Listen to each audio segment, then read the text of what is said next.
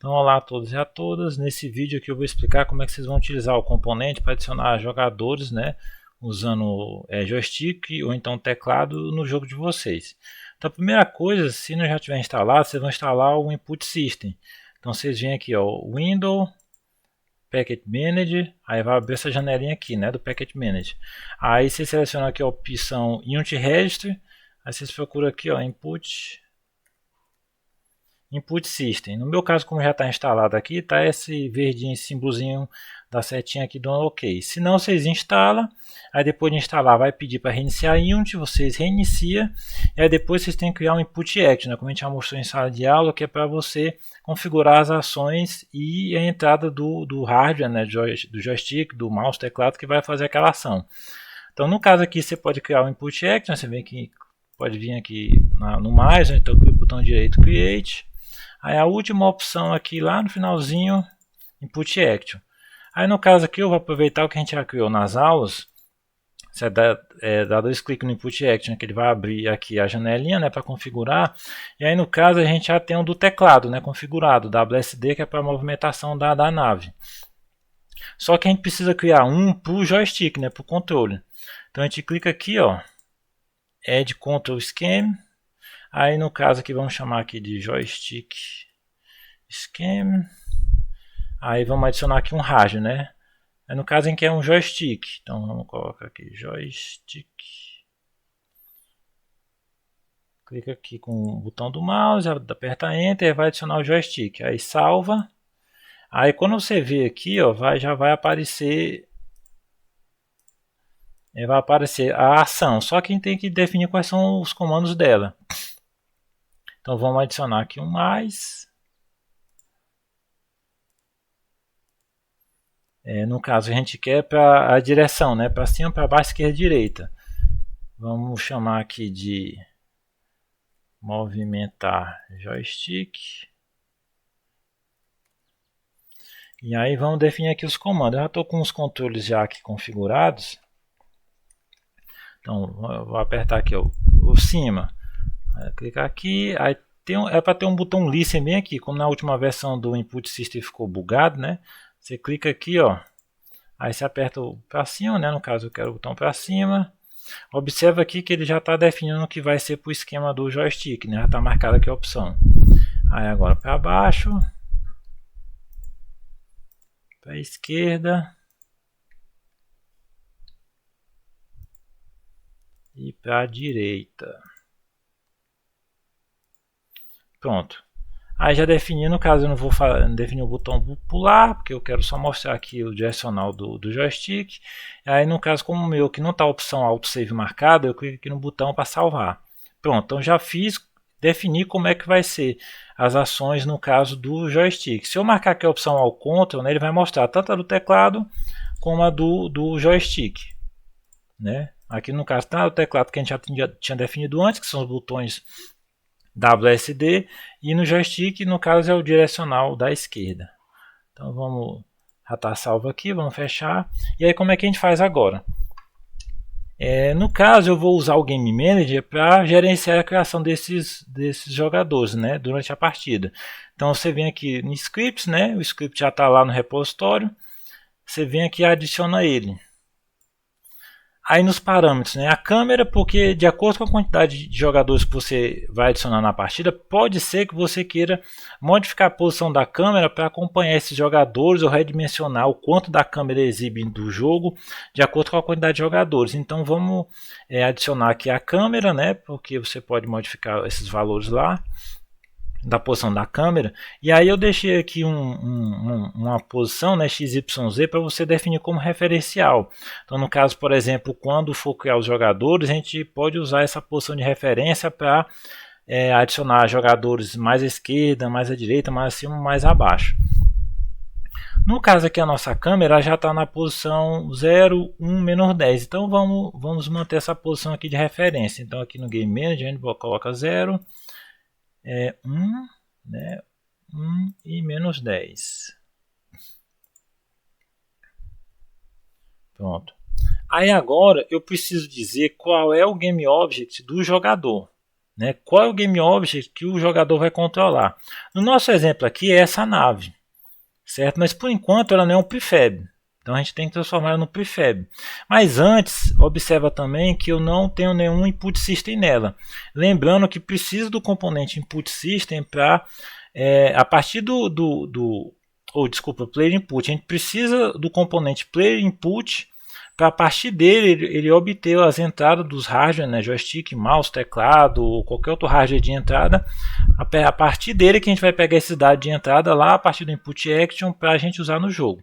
Então venho aqui, né, procuro o player input, já está aqui, e adiciono.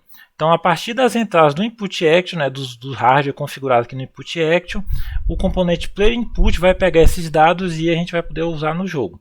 Então a primeira coisa que ele pergunta aqui no primeiro parâmetro é o input action, vamos colocar ele aqui.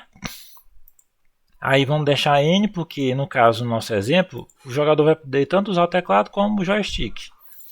Depois, ó, esse auto swift é o que? Vamos supor que quando você está jogando, o jogador está com o teclado.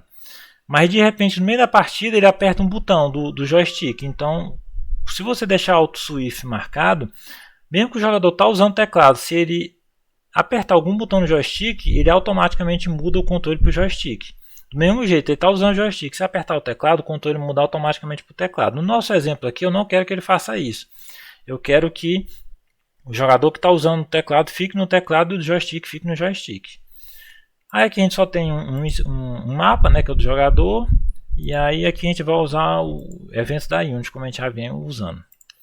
E agora aqui é o seguinte. Primeiro, para continuar aqui, a gente vai usar eventos. No caso aqui, a gente vai, dentro do jogador, né, a gente vai só configurar a opção de movimentar. Aí, como é o evento, a gente vem aqui para adicionar o que é que vai ser feito. E no caso aqui, o script que está controlando a movimentação do jogador é esse movimentar com input eixo x e y rigidboard 2D.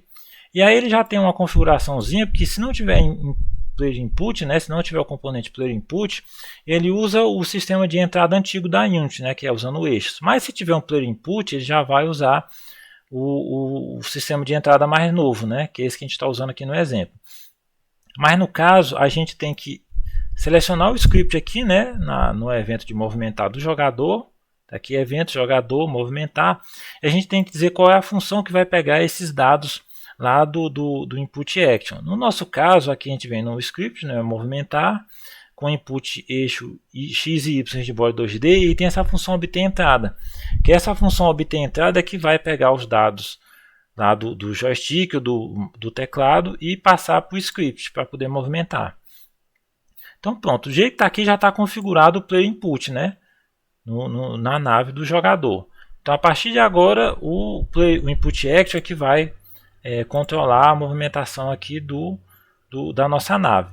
E aí, como eu estava falando, no nosso game, no script aqui, né, que é adicionar jogadores em tempo de execução, que está no Game Manager, a gente já definiu a câmera, a posição de referência da câmera, mas está faltando o prefab do jogador.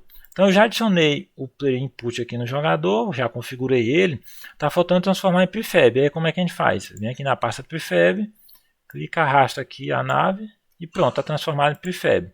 Então como já tem, eu vou instanciar essa nave em tempo de execução, eu posso apagar ela aqui da minha cena.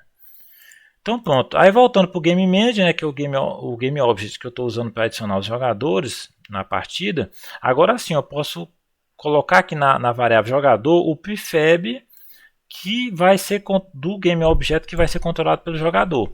Então durante a partida o jogador vai controlar esse Game Object aqui, que é a nave.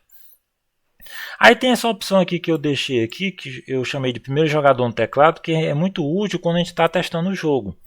Que é o que?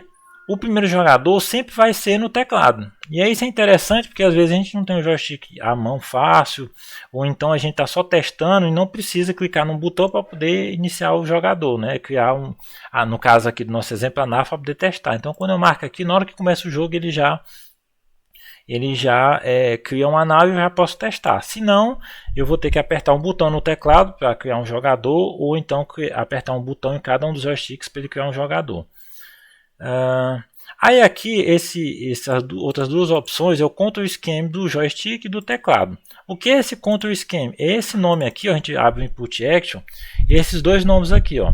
O Joystick Scheme é o nome do esquema que tem, para cada ação que a gente selecionou aqui, ele tem as entradas dos rádios que a gente vai usar. Então a gente coloca aqui nesse parâmetro aqui no Game Image, né, no componente adiciona jogadores com joystick, a gente coloca aqueles dois nomes, que é o que? Joystick Scheme e teclado Scheme. Então a gente vem aqui, ó, Joystick Scheme e teclado Scheme. Vocês podem colocar o nome que vocês quiserem. Eu estou usando esse aqui porque é mais fácil para lembrar. Então, ó, tá tudo ok, tá salvo aqui. Eu acho que não falta mais nada. Então vamos testar aqui. Ver se eu não esqueci alguma coisa.